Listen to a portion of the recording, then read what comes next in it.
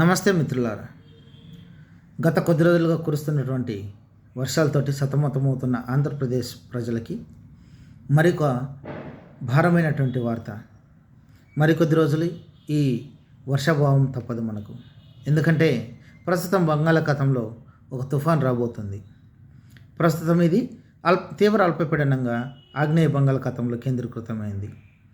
ఇది రాబో రోజుల్లో పశ్చిమ వాయవ్య దిశగా కదిలేదానికి అవకాశం ఉంది.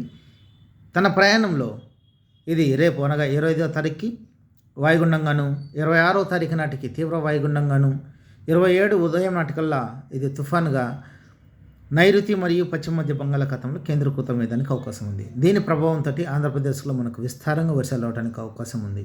మరి ముఖ్యంగా 26, 27, 28 ఈ తారీఖులలో భారీ నుండి అతి భారీ వర్షాలు, వీటితో పాటుగా అత్యంత భారీ వర్షాలు కూడా మనకు రావడానికి అవకాశం ఉంది. మరి ముఖ్యంగా తిరుపతి నుండి అనకాపల్లి వరకు అన్ని కోస్టల్ జిల్లాలు కూడా ఈ వర్షానికి ప్రభావితం కావాల్సిందే. దీంతోపాటుగా మనకు ఈదురుగాలులు కూడా మనకు బలంగా వీచేదానికి అవకాశం ఉంది. మరి ముఖ్యంగా 50 నుండి 60 కిలోమీటర్లు, గరిష్టంగా 70 కిలోమీటర్లు కూడా వీచేదానికి అవకాశం ఉంది. కాబట్టి ప్రజలందరూ అప్రమత్తంగా ఉండాలి. అదేవిధంగా ఎప్పటికప్పుడు వాతావరణ శాఖ ఇస్తున్నటువంటి సూచనలు గమనిస్తూ, ప్రభుత్వ అధికారులు ఇస్తున్నటువంటి సలహాలు పాటిస్తూ మనల్ని మనం కాపాడుకుందాం, మన తోటి వారిని కాపాడుదాం. జాగ్రత్తగా ఉందాం మిత్రులారా. భయపడాల్సిన అవసరం లేదు. తగిన జాగ్రత్తలు తీసుకొని మనల్ని అందరం సురక్షితంగా ఉండాలని కోరుకుంటున్నాను.